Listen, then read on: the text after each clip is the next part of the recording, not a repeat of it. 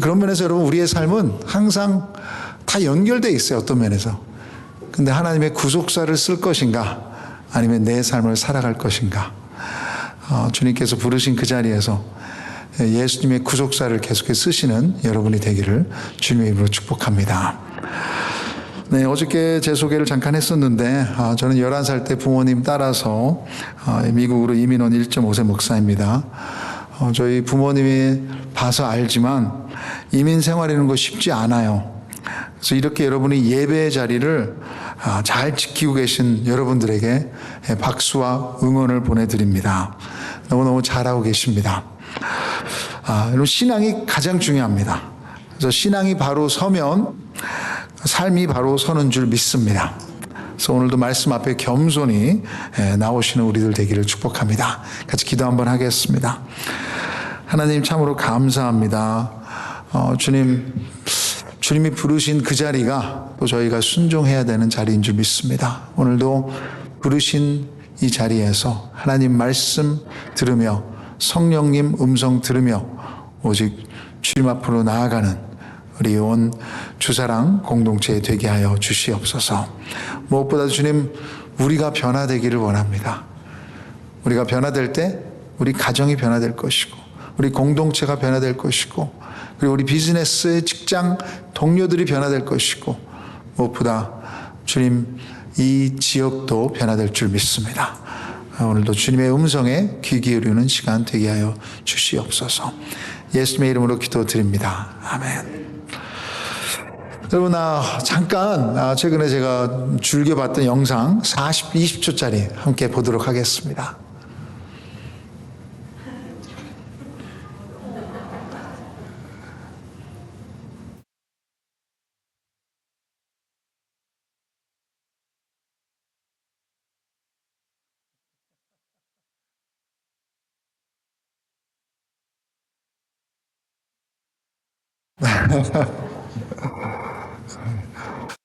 되게 많이 웃기시죠? 네, 여러분 많이 웃으십시오. 그래야 엔돌핀이 나와야 몸에 좋습니다. 아기들은 우리에게 많은 웃음과 행복을 전해주는 거 사실입니다. 몇 달 전에도 10개월 아기 있는 집에 제가 신방을 했는데, 온 식구들이, 엄마 아빠는 당연히 그 아들만 보면서 막 웃고 있고, 그리고 할아버지 할머니도 그 아들만 보면서 너무너무 즐거워하는 모습을 봤습니다. 하지만 여러분, 아무리 이 아이들이 귀엽고 참 너무너무 즐거움을 준다 해도 계속해서 아기로 원키를 않으실 것입니다. 나이가 들고 몸이 커지면서 정신도 거기에 맞춰 성숙해지는 것이 당연하고 건강한 것입니다. 근데 영적 생명도 마찬가지입니다. 구원받는다는 것은 하나님의 자녀로 거듭 새롭게 태어나는 것입니다. 어제도 말씀드렸듯이 하나님이 우리를 예수님 안에서 이 모습 이대로 사랑하십니다. 아멘. 아멘. 이 모습 이대로 기뻐하세요. 예수님 안에서. 하지만 하나님은 우리가 이 모습 이대로 남아 있기를 원치 않으십니다. God loves us just the way we are, but God refuses to leave us where we are. 영적 생명도 성장을 하는 것이 마땅합니다. 얼마나 교회를 많이 참석하고 무슨 오랜 시간 동안 종교 생활하며 봉사하며 직분 얻는 것이 영적 성장의 잣대가 아닙니다. 아이가 자라면서 학교를 가고 어른이 돼서 직장을 갖고 결혼을 한다고 그것만 가지고 성숙했다고 할 수 없잖아요. 애 같은 어른들이 얼마나 많으십니까? 다 아시죠? 무슨 말 하는지? 마찬가지입니다. 하나님이 우리를 예배로, 봉사로, 또 직분으로 부르시는 것은 교회에서 어떤 위치가 높아지기 위함이 아니라 그 가운데 하나님을 더 알아가며 예수님을 닮아가기 위함입니다.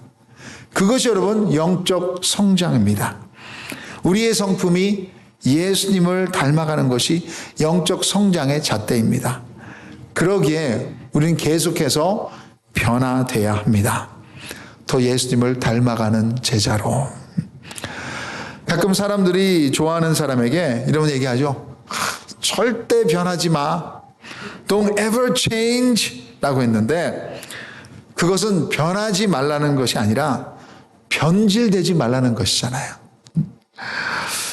근데 여러분, 예수님의 제자는 변해야 합니다. 어떤 사람은 아니 목사님 내 나이가 몇인데 이 변화입니까? 하나님이 이 모습 이대로 받아주셨는데 그냥 이대로 살다가 죽겠습니다. Just let me be 하실 수 있지만 현실은 우리는 계속해서 변하고 있습니다. 이 세상도 어저께 말씀드렸듯이 계속 변하고 있어요. 우리가 알게 모르게 끊임없이 무슨 일이 일어나고 있습니다. 우리 몸의 세포도 죽은 세포는 여러분 다 떨어져 나가고 때 미르면 뭐예요? 다 떨어져 나가요. 또 새로운 세포가 자라나야 우리가 건강하게 성장하는 것입니다. 우리 가정에도 교회에도 변화는 일어나고 있어요. 자연도 마찬가지입니다. 변하고 있지 않는 곳이 딱 한 군데 있어요. 어디입니까? 묘지. 살아있는 것은 모두 변하고 있습니다. 영적인 것도 마찬가지입니다. 중요한 것은 그 변화의 방향입니다. 미성숙 쪽인지 아니면 성숙으로 변화할 것인지. 빌립보서 2장 15절에 사도 바울은 교회에게 크리스천들에게 이렇게 얘기했어요. 이는 너희가 흠이 없고 순전하여 어그러지고 거스르는 세대 가운데서 하나님의 흠 없는 자녀로 세상에서 그들 가운데 빛들로 나타내며 이렇게 계속해서 어그러지고 거스르게 변하는 세상 가운데 영어로는 twisted and crooked generation. 그러니까 사도 바울이 얘기하는 것은 세상을 따라서 그대로 변질될 것인가 아니면 흠이 없고 순전한 하나님의 자녀로 빛을 비치는 자녀로 성숙해 갈 것인가. 그래서 어제부터 이 변화라는 주제를 고민하고 있습니다. 크리스천의 변화. 영적 성장은 열매가 그 증거라고 말했습니다. 그래서 제가 LA에서 가져온 열매를 보여드렸죠. 이렇게. 얼마나 여러분 큼직하고 너무나 아름답고 먹고 싶으시죠? 이게 변화에 너무나도 중요한 증거죠. 열매입니다.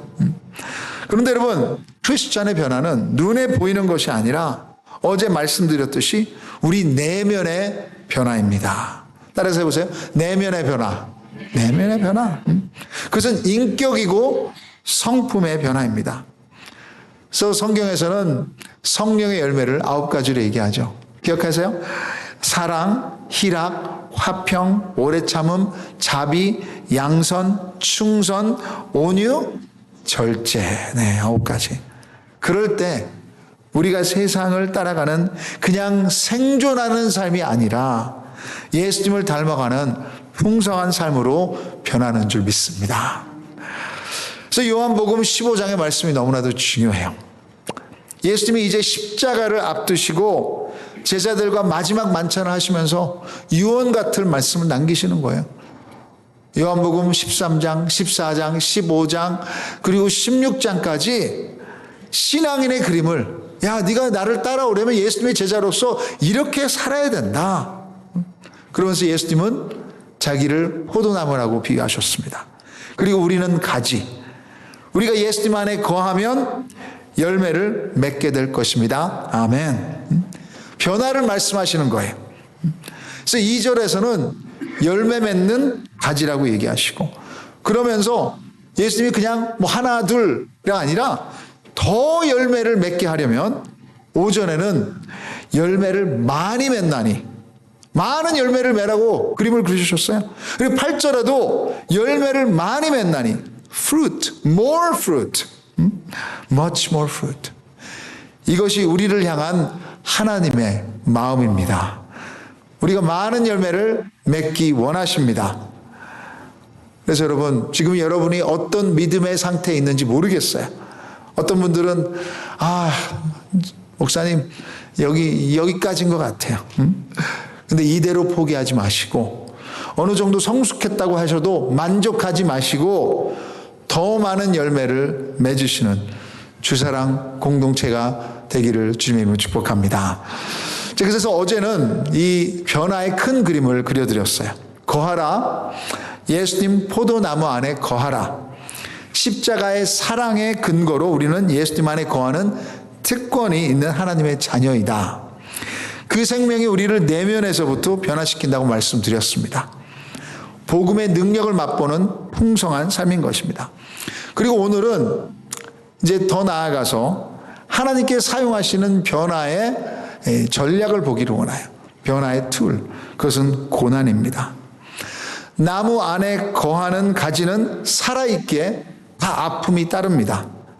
이 포도나무와 가지의 비유를 예수님이 풀어가시며 고난을 우리 삶 가운데 예고를 하세요. 자, 1절, 2절만 우리가 함께 읽도록 하겠습니다. 요한복음 15장 1절, 2절 시작. 나는 참 포도나무요 내 아버지는 농부라. 무릇 내게 붙어 있어 열매를 맺지 아니하는 가지는 아버지께서 그것을 제거해 버리시고 무릇 열매를 맺는 가지는 더 열매를 맺게 하려 하여 그것을 깨끗하게 하시느니라. 아멘. 내 아버지는 뭐라고요? 농부라. 농부라. My father is a vine dresser, gardener. 농부의 역할은 나무가 더 풍성히 열매를 맺게 하는 것입니다. 그럼 농부가 누구입니까? 예수님은 아버지라고 하셨습니다. 하나님 아버지를 말씀하시는데 하나님이 하시는 일이 있어요. 이런 자녀 성장에 아버지의 역할이 아주 중요한 것처럼요. 운동선수의 성공에 코치의 역할이 아주 중요한 것처럼 우리 삶의 열매 맺는 삶에는 농부의 역할이 너무나 중요합니다. 이 아버지 농부의 역할은 두 가지로 얘기하셨어요. 제거해버리시고 깨끗하게 하신다. 이것을 종합하면 이런 것이에요. 농부는 더 많은 열매를 맺기 위해서 가위를 준비한다. 여러분 아시죠? 다 농사해 보신 분들, 나무 가꾸신 분들은 이것이 꼭 있어야 됩니다. 다른 말로 하면 이 가지치기와 가지를 제거하기도 하는 거예요. 말씀으로 이걸 준비하면서 이것을 찾아보니까 과일 나무가 크고 풍성한 열매를 맺기 위해선 이런 가지 자르기, 가지치기, 영어로 보시면 프루닝이라고 나와 있습니다. 이게 필수라고 합니다. 그럼 몸통에 붙어있던 가지가 잘려나갈 때 나무도 아플 것입니다. 생명체니까. 사람이라면 분명히 이제 그만 아파요 스톱 하고 소리 질렀을 것 같아요. 근데 하나님께서는 우리가 아프실 것을 알면서도 그 열매 맺는 것이 너무나도 중요하기에 고난도 통과하게 하시는 거예요. 그럼 가지치기 하는 것이 정말 중요할까? 여러분 우리 가든을 한번 생각해 보시면 좋을 것 같아요. 백야드에 가든이 있을 수도 있고 여러분 거기를 가꾸지 않으면 어떻게 될까? 그냥 나무만 심어놓고 채소만 심어놓고 아무것도 하지 않는다면 어떻게 될까요? 당연히 무질서해질 것입니다. 유익하게 하는 것이 아니라 눈에 거슬릴 것입니다. 당연히 풍성한 농사는 없습니다. 잡초가 그 가든을 다 장악해서 황폐한 정원이 될 것입니다. 열매 맺지 않는 가지들이 더 많은 에너지를 다 줄기에서 가져갈 것이고 결국에는 그 나무는 병에 들 것입니다. 아까 말씀드린 부모와 자녀와의 관계도 마찬가지죠. 자녀를 그냥 내버려 둔다면 네 마음대로 한번 잘해봐, 커봐 한번 어떻게 될까요? 아니죠. 영향을 받지 못해 영양실조에 걸리게 되고 또 애정과 우리가 시간을 주지 않고 마음대로 놀게 방치해 둔다면 분명히 그 자녀는 망하는 지름길로 가게 될 것입니다. 이런 돌보시는 가지치는 고난이 없다면 성숙으로 이루는 변화는 없게 된 것입니다. 그래서 잠언 3장 11절 12절에 잠언에서 우리 부모님들에게 이렇게 얘기하잖아요. 내 아들아 여호와의 징계를 경히 여기지 말라. 그 꾸지람을 싫어하지 말라. 대저 여호와께서 그 사랑하시는 자를 징계하시기를 마치 아비가 그 기뻐하는 아들을 징계함 같이 하시느니라. 이 징계함, 그 고난은 그 자녀를 제대로 성장케 하는 아주 중요한 역할, 아버지의 사랑에서 비롯되는 것입니다.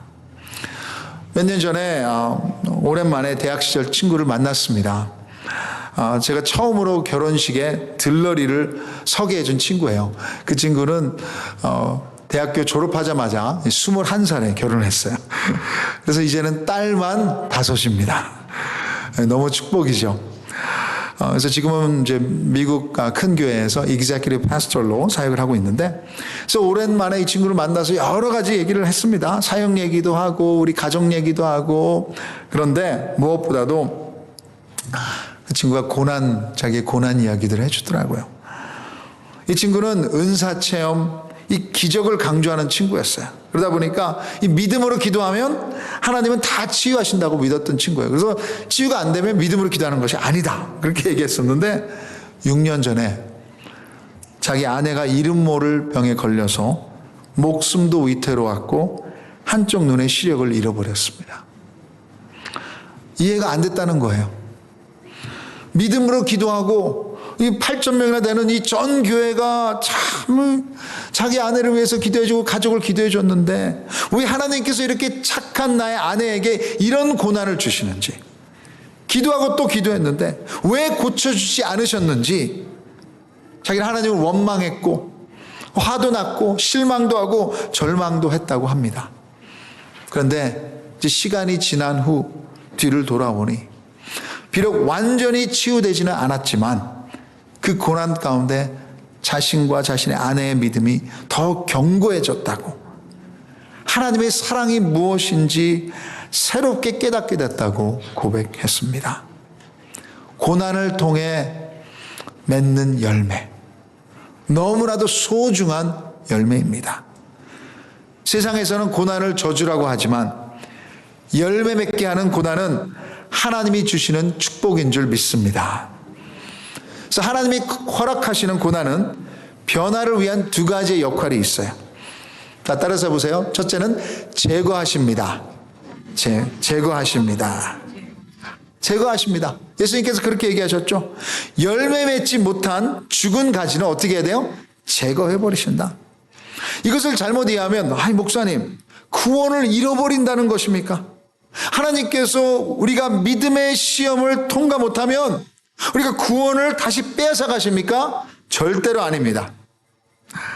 한번 하나님께서 우리를 붙잡으시면 우리가 넘어져도 실패해도 실망시켜 드릴 때도 하나님을 멀리 할지라도 하나님은 우리를 놓지 않으시는 줄 믿습니다. 여러분, 이렇게 여러분의 손을 이렇게 잡아보시죠. 이렇게 손을 잡아보세요. 이게 고대 로마에서 했던 악수라고 하죠. 잡아보시고 한 손을 놓아보세요. 한 손만 놓아보세요.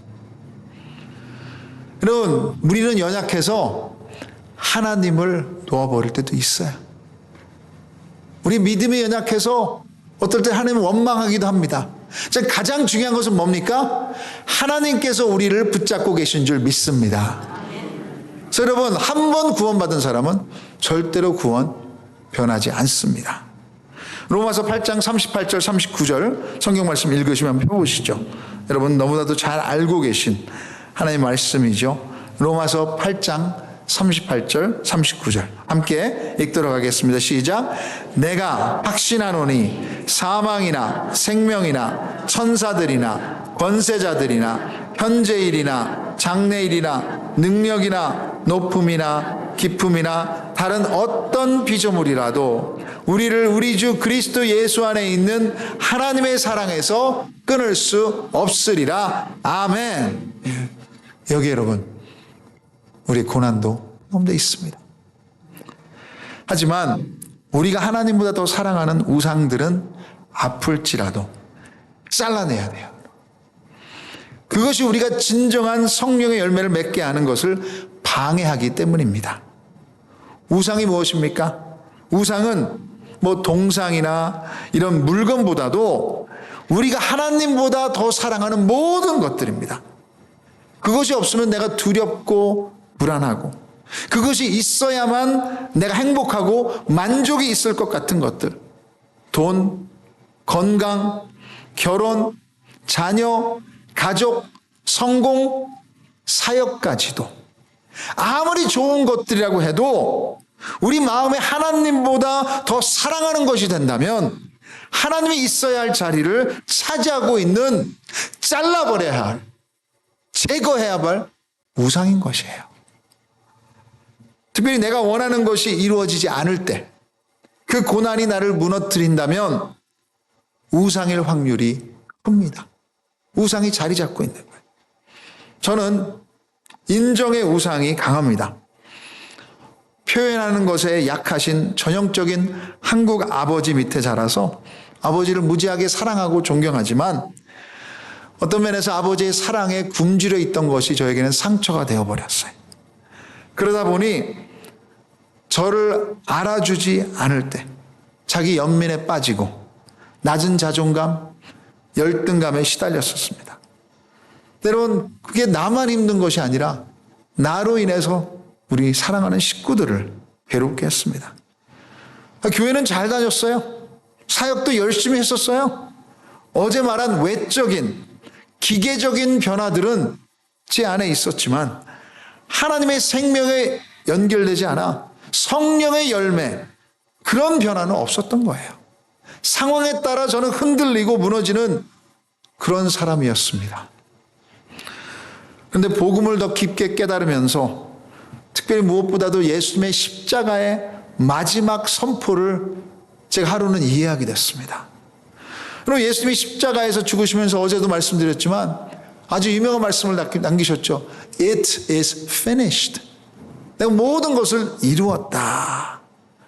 전에는 그냥 예수님이 구원을 이루셨다, 그 정도로 생각을 했었는데 이 말의 깊이를 저의 상처와 연결시키기 시작했어요. 헬라어로 이 말이 테텔레스타인데 이 세 가지의 의미가 있습니다. 영수증 같은 거예요. 그래서 나의 죄의 대가가 완전히 지불되었다. 나의 과거, 현재, 미래의 죄까지도 예수님이 완전히 사해 주셨구나. 또 법정에서는 형벌을 완전히 치루었기에 의인이라고 선포되는 것입니다. 그럼 마지막으로 군대에서 적군을 패하고 완전한 승리를 거두었다. 그래서 예수님께서는 It is finished, 모든 것을 이뤘다는 그 십자가에서 제가 여러분 이것을 적용하기 시작했는데 나의 죄값이 다 이루어졌구나, 치루어졌구나. 나의 죄 형벌도 예수님께서 다 받으셨고 이제는 예수님의 의로움이 내 것이 되었구나. 그리고 나를 괴롭고 나를 붙잡고 있었던 죄와 사탄과 사망의 영적 전쟁에서도 그리스도 안에서 이미 승리를 얻었구나. 그러므로 인해 구원, 승리, 회복, 새 생명까지 십자가 안에서 완전히 내 것이 되었다는 것을 제가 깨닫게 되니까, 이것을 선포하게 되니까 제 삶이 변화되기 시작했어요. 그리고 무엇보다도 제가 그것을 믿게 되니 이 예수님 안에 신령한 복이 다 들어있구나. 세상의 복이 하나도 내가 이루어지지 않는다 해도 나의 모든 신령한 복이 다 여기 안에 있기 때문에 나의 인정과 존경과 성공과도 다 여기 이루어져 있는데, 그러기 시작하니 제 안에 마음 안에 변화가 오기 시작했어요. 근데 여러분, 인정의 우상만이 아니라 저에게는 돈의 우상도 있고요, 지식의 우상도 있고요, 무엇보다도 컨트롤 우상들이 있습니다. 순간순간 그 어글리한 모습을 드러내요. 그런 것들이 보일 때마다 아플지라도 그 고난을 통해서라도 하나님께서는 제거하시는 작업을 하시는 줄 믿습니다. 그래서 존 켈빈 신학자는 그 유명한 말을 했습니다. 우리 마음은 우상을 만들어내는 공장이다. 끊임없이 여러분 우리는 우상을 만들어내요. 그러기에 하나님은 그것을 고난을 통해서라도 제거하시는 줄 믿습니다.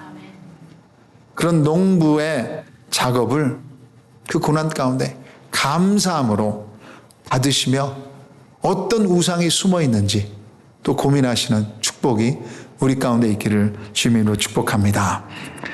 여러분, 둘째로 오늘 예수님께서 고난의 역할은 아름답게 만드는 가지치기라고 말씀하셨어요. 정돈과 성숙을 위한 것입니다. 작년 여름에 또 미국 이민 오시자 그 다음 주부터 가드닝을 시작하시고 또 은퇴하신 아버님이 저희 집 뒤뜰에 오셔서 이런 연장을 가지고 오셔서 감나무를 가지치기를 하셨어요. 작년도에 감나무에 저희 감이 70개가 열렸습니다. 그래서 제 아내가 감을 너무 좋아하기 때문에 아버님 what are you doing? 이 감이 이번 연도에 더 많이 열려야 되는데 막 가지를 막 자르시는 거예요. 그래서 아버님이 가드너신 줄 아는데 그래서 조금 걱정이 돼서 제가 여쭤봤어요. 아버님한테 제대로 하고 계신 게 맞냐고. 그때 아버님이 그렇게 대답하셨어요. 이거를 자르지 않으면 더 많은 열매를 맺지 못한다고. 어떤 가지치기는 열매와 함께 잘라버리는 것도 있습니다. 왜냐하면 열매가 오래돼서 가지가 축 처지면 다른 가지에게 안 좋은 영향력을 미친다고 해요. 그래서 어떤 사람들은 비료보다 땅을 고르는 것보다 더 효과적으로 열매를 많이 맺게 하는 것은 가지치기라고 합니다. 그래서 우리 하나님은 고난을 허락하십니다. 그것이 하나님이 우리를 사랑하신다는 증거입니다. 그 고난을 잘 지내서 하나님이 원하시는 더욱 달고 풍성한 의와 평강의 열매를 맺게 되는 것입니다. 우리를 무너뜨리려는 고난이 아니라 성숙을 위한 농부의 전략입니다. 17살 때 물에서 다이빙을 하다가 이 척추가 부러져서 전신마비가 된 조니 에릭슨 타라라는 분이 있습니다. 그래서 아마 들어보셨을 거예요. 50년 동안 그 상황에서 장애인 사역을 감당하셨죠. 근데 에릭슨 타라는 이런 말을 했습니다. Sometimes God permits what he hates in order to accomplish what he loves.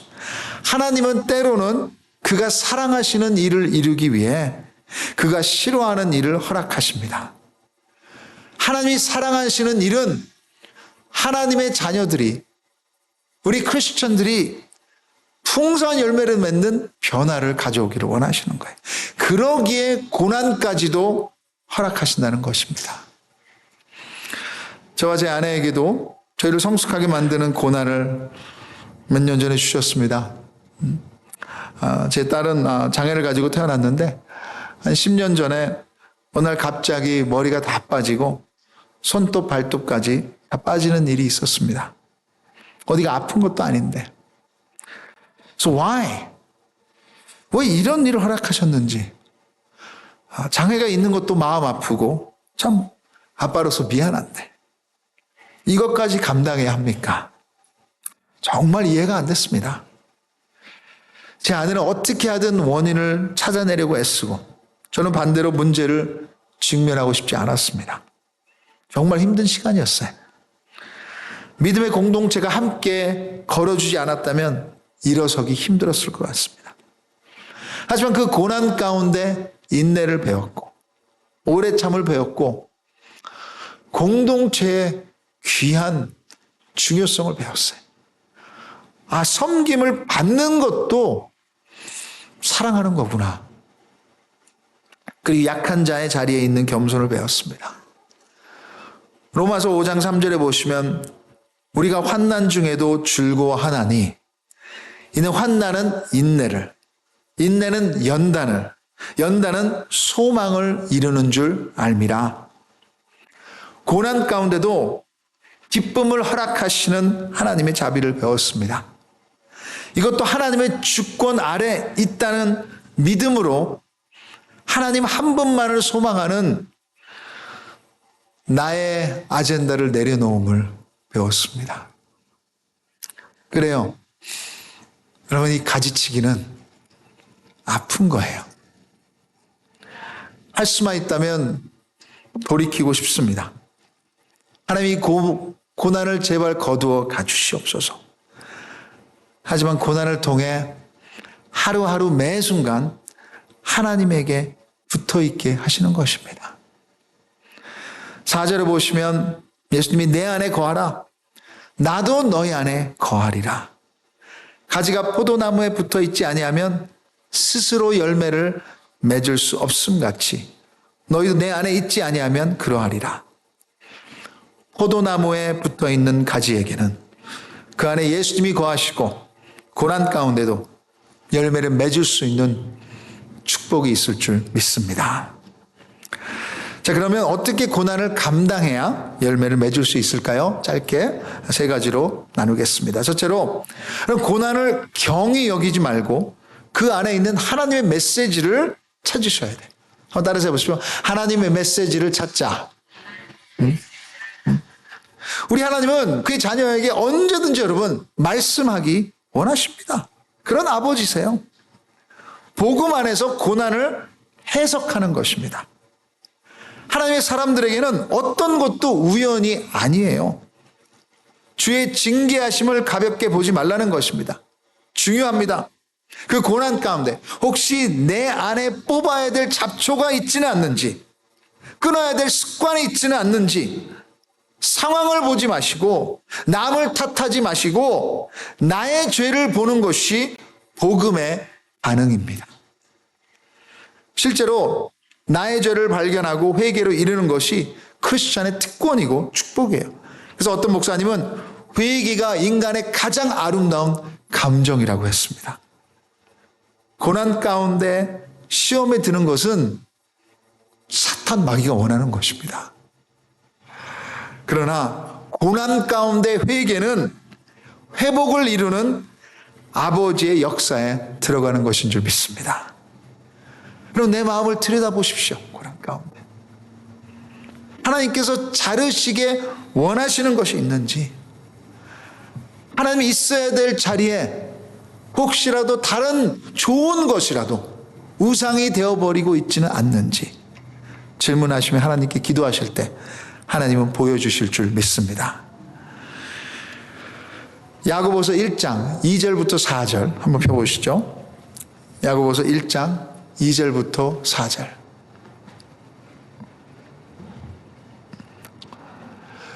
같이 한번 읽겠습니다. 야고보서 1장 2절부터 4절 시작. 이는 너희 믿음의 시련이 인내를 만들어내는 줄 너희가 알미라. 인내를 온전히 이루라. 이는 너희로 온전하고 구비하여 조금도 부족함이 없게 하려 함이라. 네. 여러 가지 시험을 당하거든. 여러 가지 시험을 당하거든. 온전히 기쁘게 여기라. 그러면 우리는 고난 가운데 남을 탓하고 싶습니다. 근데 하나님의 관심은 나예요. 여러분이에요. 그의 자녀입니다. 오늘 그 고난을 이해할 수 없을지 몰라도 하나님의 의도가 있고 메시지가 있습니다. 거기에 귀 기울이시는 축복이 있기를 바랍니다. 둘째로, 고난 가운데 시험 들지 마시고 하나님을 신뢰하세요. 따라서 해보세요. 하나님을 신뢰하자. 좋은 아버지, 농부는 고난을 사용하십니다. 고난은 아프지만 무의미한 것이 아닙니다. 우리를 예수님의 형상으로 만들어가고 있는 것입니다. 그래서 로마서 8장 28절 29절 우리가 알거니와 하나님을 사랑하는 자 곧 그 뜻대로 부르심을 입은 자들에게는 모든 것이 뭐라고요? 합력하여 선을 이루느니라. 그럼 모든 것이, 그 고난도 속해 있어요. 여러분의 고난, 지금 고난도 거기에 속해 있습니다. 그 합력하여 선을 이루는 이유는 29절에 우리가 아들의 형상을 본받게 하기 위하여 하나님이 일하고 계신 거예요. 그게 구속사 여러분, 다른 것이 아니에요. 그분의 타이밍을 믿으십시오. 그분의 아젠다를 믿으십시오. 하나님은 완전한 농부이십니다. 3년 전에 저희 교회 형제가 30대 좀 후반 정도였는데 바닷가에서 놀다가 자기 아들이 물속에서 막 허우적거리고 있는 것을 보면서 아들을 구하기 위해서 바다에 다이빙해서 뛰어들었습니다. 근데 거기에 돌이 있었습니다. 그래서 척추가 부러지고 사지가 마비가 되었어요. 그래서 저희 교회에서 너무나 열심히 하나님 앞에 간절히 간구했어요. 이 형제를 살려달라고. 살아날지 몰랐습니다. 그래서 저희는 막 기도하면서 했는데 하나님께서 그 형제를 살려주셨어요. 근데 지금은 그렇게 활발했던 30대 형제가 지금은 위일체어를 타고 다니면서 그렇게 있습니다. 근데 처음 1년 동안은 이 친구가 너무너무 무기력해가지고 너무너무 힘들었어요. 어떤 것도 할 수가 없었어요. 그냥 기적만 바라고 있었어요. 어떤 기적이냐? 옛날처럼 돌아가는 거. 옛날처럼 돌아가는 거. 그래서 지금도 열심히 재활을 하고 있습니다. 그런데 마음은 밑바닥이었어요. 전혀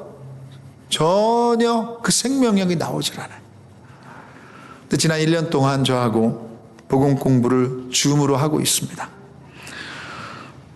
이 복음 공부를 하면서 그가 깨달은 것은 자기는 가장 중요한 것은 하나님과의 안에 있는 하나님의 아들됨의 정체성을 다시 확인하기 시작했어요.